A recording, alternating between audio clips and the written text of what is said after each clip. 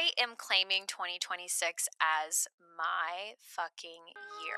I woke up every day not excited to be alive. I woke up every day numb, empty. If you knew me 10 years ago, you would likely describe me as the life of the party, the girl who's probably ordering the first round of shots, and she never likes to be home. I was an absolute skeleton of a human being, and I really struggled to function. Getting clear and connecting to your purpose and building towards and working towards that purpose every day I was like, wait, I could take back control by just learning more about how I should eat. I'm telling you, this work literally saved my life. Hello and welcome to Becoming Her. I am your show host, Leslie Jackson. And if you are listening to this on our launch day, Happy New Year. I don't know about you, but I am claiming 2026 as my fucking year because something just like truly feels different. I've never loved my life, the people that I have in it, or how I feel in my body, the way that I spend my days. Like I've never loved all of those things so much. And honestly, like life is good. So I'm trying to fuck around and find out like how good can it get? But for starters, I want to pull back the curtains a bit and share with you the first of many stories that will provide perspective on my becoming her journey. And as your host, it is really important to me that you feel that you really know who I am. And it was kind of interesting as I was sitting down and preparing for this episode. You know, it's not every day that you sit down and ask yourself the question, who the fuck am I? Like, who did I used to be? Who am I today? How did I become her? So let's start with the basics and then we'll get into the juicy stuff, okay? For starters, I was born in Pittsburgh, Pennsylvania, but I was raised on the coast of North Carolina in a little small beach town called Ocean Isle Beach. I'm 31 years old. I am a Pisces, but please do not ask me what the fuck that means because listen, I respect astrology and it's interesting to me, but like I don't follow it like that. It's just not part of my personality. I am very much married to the love of my life, John Jackson, and we've been together in 2026 will be 10 years. I am currently based in Austin, Texas, and I am literally obsessed with Austin. Oftentimes people will ask John and I, like, what brought you to Austin? Like, what made you want to be here? And it's interesting because John and I have lived all over, particularly the East Coast together. And we moved to Austin in 2023. And this was the first move that we had ever made that wasn't based in a career obligation. We just simply got to a point in our lives where we were like, we've made all of, not all of, but we've made a lot of sacrifices for our position and our careers. And now we realize that in order for us to really show up in our work and in our life and in our relationships as our best selves, we want to live somewhere where we feel our needs are met. And our needs are sunshine, outdoor living, happy people, community, innovation, progressiveness. Those are all things that are really important to us. And I think all of those things have a really big impact on your quality of life. Anyway, I did mention that we have lived like all over the East Coast. We lived in Atlanta, Georgia. We lived in Pittsburgh, Pennsylvania. We lived in Jersey City, Hoboken area. We lived in Brooklyn. And then that's when we decided to make our big change and move to Texas. You know, as I sat down to really think about how I would express and explain who I am today and who I used to be and how I became her, I was like, wow, I have changed so much over the last 10 years, last couple decades. But there are core few things that are very much in my DNA, very much not changing. Things about myself that I love and also things about myself that I don't love that I will probably always be working on. Now, if you knew me 10 years ago, you would likely describe me as the life of the party and likely the girl who's probably ordering the first round of shots, the girl who works out a little bit here and there. She will also clock a bitch if she comes in correct. She loves to work all the time, and she never likes to be home. That was very much who I was, like early 20s, like late teens, early 20s into like mid 20s ish. And if you knew me today, you would probably explain me as you only catch me at parties every once in a blue moon. I don't drink alcohol because that's a whole other episode that I will probably be touching on. And just as a little light into that, I stopped drinking alcohol frequently, probably about 5 years ago. And every year, I didn't make this, I didn't like download an app and like mark what day I stopped drinking. And like, I don't have like a ticker of how many days I've been sober. I don't know why. I just felt like that didn't serve my personality type. Like when I make something a really, really big deal, I tend to like avoid it.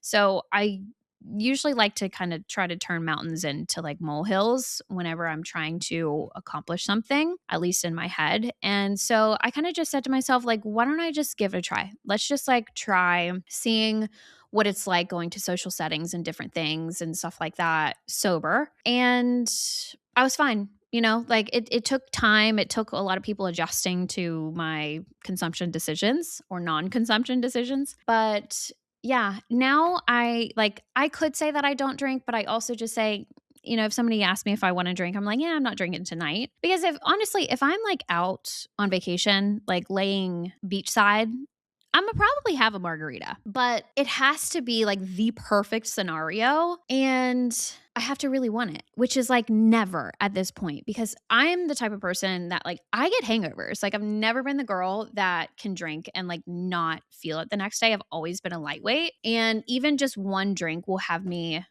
like I don't like who I am hungover. I'm very like irritable, uncomfortable, headaches, brain fog, very unproductive. I crave sugar. I like it terrorizes my sleep. And so a few years ago, as I was getting deeper into my functional nutrition work, I was like, damn, like I am working so hard to clear this brain fog and like balance my hormones and like heal my gut. Like every single time that I've found myself drinking, I was like, this is like intentionally putting myself 10 steps backwards. So eventually it just didn't become worth it. And yeah, so now I don't drink. I'm not a drinker. I don't. And at this point now, if I like ever have anything to drink, I like cannot even get it down. My body is so accustomed to not drinking alcohol that it's not for me anymore. And my life has gotten incredibly better because of that. I have so much more productivity, mental clarity. My relationships don't suffer. And honestly, I feel like it's a cheat code to life. Honestly,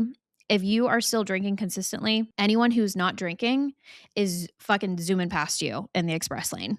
So there's going to be a few things that you're going to learn about me and my style and my, mindset in this podcast. And one thing is I'm always keep it real with you. I am always going to keep it real with you. And I hope that it does you justice to hear from me that if you are still drinking alcohol, even if it's wine, even if it's something mild, even if it's just like a high noon, if you're drinking all the time, it's holding you back. And the people that are not drinking and that are prioritizing their health are going to surpass you. If you don't give a fuck about that, cool. But for me, I'm trying to be the best of the best. You know what I mean? Like, I'm trying to be the best of me. I want to look back on my life and say, damn, she did that. You know what I mean? Like, I don't want to look back on my life and be like, damn, I wish I could have tried to at least not experience so and so. Not to mention that alcohol is like one of the most carcinogenic things that you can put in your system. But I digress. Let's circle back. So, if you knew me today, again, you don't really catch me at parties often, but when I'm there, I'm like, I'm present. I'm excited to be there. Although I don't drink alcohol, I would pretty much consider myself quite the life of the party still. And that was like one of the cool things about a learning of myself is that like I didn't need the alcohol in order for me to have my big personality and my confidence and all the things. And instead of being so sensitive and easily triggered to who I used to be, my husband has really inspired me over the years to protect my peace and to not always choose to try to teach everybody a lesson. If somebody disrespects you, it's not because you're worthy of that disrespect. It's usually because they lack the emotional intelligence or they don't, really know who the fuck they're speaking to, and let them be. Like don't try to always teach everybody a lesson. Like every once in a while, I got the time. You know what I'm saying? Every once in a while, I got the time to teach somebody a lesson, but it is rare. It is rare today that I will sacrifice my peace in order to like to check somebody. Most of the time today, if it's like, someone that I will see again, I will make a decision. Is this worth it? And to share, how I kind of make that decision of like, is this worth it to actually have a hard and tough conversation with someone? I usually try to look to the future and think about, do I want this person to remain in my life? If it's someone that I see the good in and I just want to like clear up some kinks or something like that, I will make the time to have the conversation because I see longevity in that relationship. But if it's like somebody that is no one to me in my life, like I'm not going to go out of my way. I'm not going to spend my energy. I'm not going to let go of my peace in order to teach them a lesson. Like somebody else. I'm not trying to, be Captain Save-A-Ho out here. Like we are staying focused and I have my husband to thank for that mindset because he is so good at that. He is like absolutely unbothered and it is so inspiring to me. And lastly, I still love to work my ass off. You guys, like I love feeling like I am building something. I love working. I love being productive. Like I don't see anything wrong with that. I love working. I love making an impact. It gives me a sense of purpose, so I really don't like desire to retire someday. Like I truly for the rest of my life, and of course I say this now, we'll see where I'm at in 50 years from now, but I want to always wake up and have purpose. Like I am so, so, so grateful that I wake up every morning and I am literally like immediately thinking about my work. I am like excited to get out of bed and like I'm excited to get into it. And just FYI, like that is not who I've always been, energy wise, mental clarity wise. Like, I've not always been in a career that I've loved, that I'm excited to get into. But I mean, getting clear and connecting to your purpose and building towards and working towards that purpose every day, I think is such a life hack. It will give you energy. And that's one of the things that I use as like a gauge to identify, like, is this something that I really want to give my energy to or like give my focus is this part of my purpose? And I don't know if you guys have, heard this before, but if it gives me energy, it's part of my purpose. If it feels like it's sucking the life out of me, it is not part of my purpose. That's career, that's relationship, that's lifestyle, that's behavioral, habits, all of the things. You could literally ask yourself that filtration question amongst all of those pillars of life, and it'll get you to clarity. There's actually a segment in my She's a Force group coaching program where I coach the women on how to protect and generate energy. And step number one is like identifying your energy suckers, because you can be pouring energy in, like calorically, movement wise, generation wise, restorative wise with sleep. But if you are living a life every single day that feels like it's sucking the life out of you, there's no amount of diet, lifestyle, daily habits that will, or supplements, that will help you recover from that. Like there's a difference between acute stressors and acute energy suckers, things that just like, pop up every once in a while, and the chronic every single day things that, are just like, it's got to go. Like some chronic stressors can't be resolved unless they are eliminated. I'm really, really passionate about energy. I'm fascinated by energy because I feel energy is that resource that we have more liberty over our experience with than most people realize, A. And B, I find that the difference between, like high performing people and average performing people is not that they don't have the same, time. We all have 24 hours in a day, although I acknowledge everyone has a different, landscape of lifestyle that they're having to manage. It's the people that know how to manage their energy that really excel. And when you know how to restore your energy, when you know how to protect your energy, when you know how to generate energy, that's just another life hack. You're welcome. Maybe I'll have to make an episode on that as well. Now, I want to circle back to a story I've told many times before, But if you're just getting to know me, this is a chapter of my journey that will make probably a lot of my very passionate energy towards the work that I do make a lot of sense. So I told you guys that John and I have been together for 10 years. And over the last 10 years, we've lived all over the East Coast. And there was one year over the past 10 years that was the year that I was fighting for my life. And if you were to tell me in this year, the year was 2017, that this year would be one of the greatest gifts to my life, I would have probably slapped you because I. This was the hardest shit I've ever been through in my life. But the testimony that came from me surviving this year was the fuel for and the connection to my passion work as a functional nutritionist and integrative health practitioner. I would not do the work that I do today had I not had this experience. Now, in 2017, John and I had just moved from the South, Atlanta, Georgia, to Pittsburgh, Pennsylvania. And mind you, we hadn't really lived together for very long. We probably lived together for about 3 or 4 months, and we moved to Pittsburgh. And before John and I had gotten together, honestly, during as well, he knew me during this. I was a workaholic. I was a workaholic, but I was also an alcoholic. I don't want to laugh about that. That's not funny.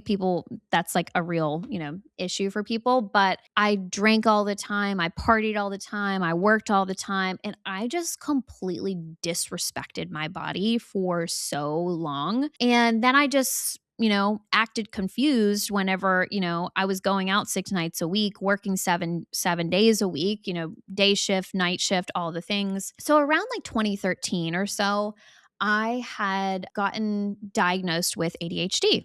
And I got on Adderall. I was prescribed it by a doctor. And mind you, when I went to this doctor's appointment, I said, hey, I'm having troubles focusing and like my energy's really low and like my work performance is really suffering. Literally within like less than 10 minutes, my script was written and I got started on Adderall as a medication. And like, I'm not going to lie, like it definitely had me very energized, like too energized. And I was on that medication for probably about 4 or 5 years. And then once we moved to Pittsburgh, I transferred my primary care provider. And my new primary care provider in Pittsburgh, after some questioning with me, he's like, we're having to get more careful about how we are lending out Adderall prescription. And if you actually have ADHD, which I don't think that you do based upon how you've answered a few of the questions that I've asked you so far, we would have to do some really, really, really extensive surveying. And I was like, you know what? Like, I don't really need this thing. I know that I only really used it and subconsciously I was like, I think I just used it to abuse my energy output and to accommodate a lifestyle that I was living that was so fucking unsustainable. And if that first doctor that had actually, initially prescribed me the Adderall had taken the time to actually ask me any questions about was I sleeping enough? Was I hydrating? Was I eating, proper meals throughout the day? It would have been absolutely apparent that I didn't have ADHD, but I just was not meeting my body's basic fundamental needs.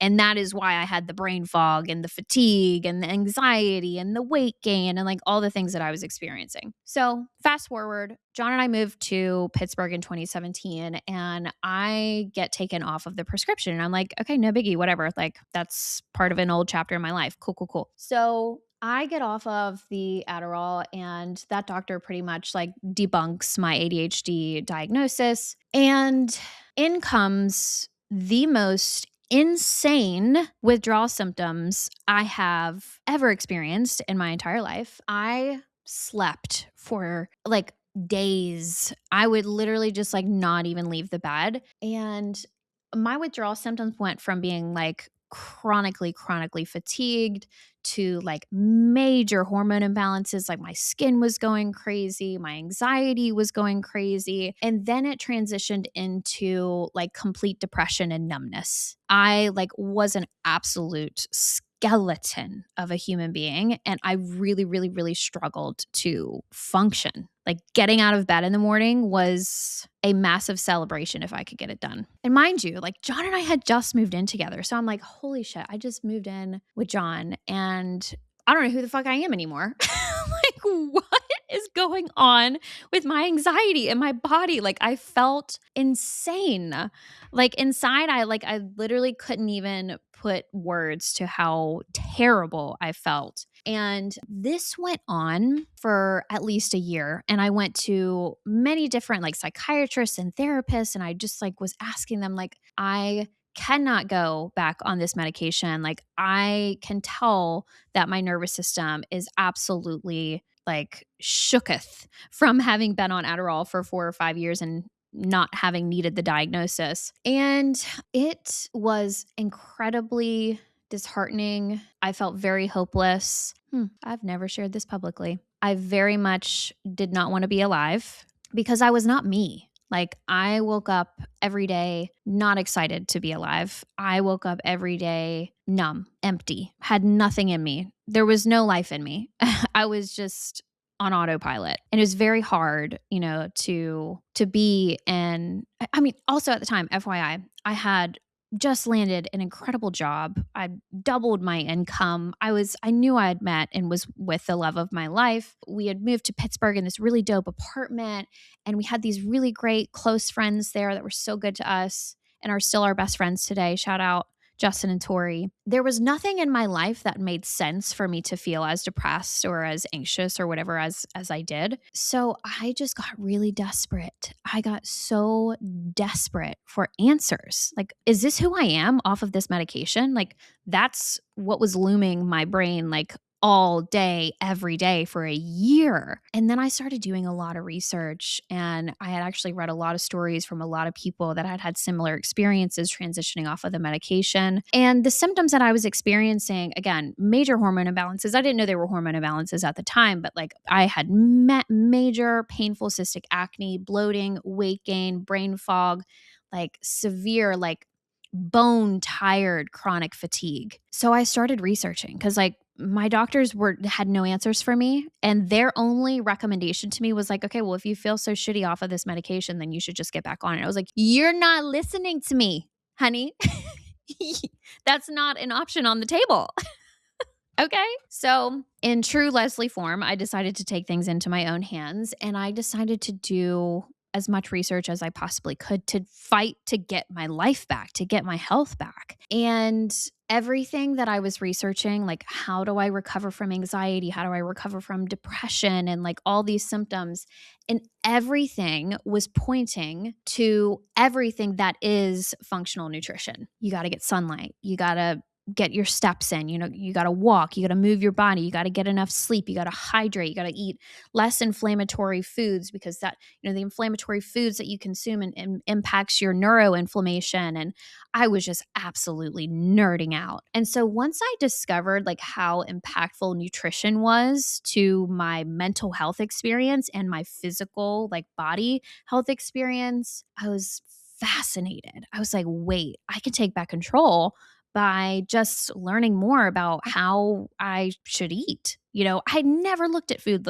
like that. I was just like, okay, I'm hungry. I need to eat something that is edible. I grew up on McDonald's and Subway and like pasta. And, again, I grew up with my dad and my brother, and we were making it shake every night. We were grilling out. Like that's my dad was a single dad, and he did everything that he could to keep our mouths fed, to keep a roof over our head. And I am like so blessed to have the dad that I have and the childhood that I had with him and my brother. And again, I started discovering the potential impact of my nutrition on my mental health experience. And again, very desperate to feel better, very desperate to get my personality back. And I started just tweaking a couple things. I started ordering that one subscription food service. I think it's called like Hungry Root or something like that, where I needed to learn how to cook. A bitch did not know how to cook. I literally could make pasta and pasta.